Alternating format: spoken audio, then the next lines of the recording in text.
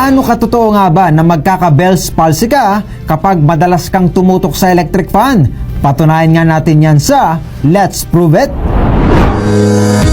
Bago maniwala sa mga claim na yan, patunayan na yan sa Let's Prove It!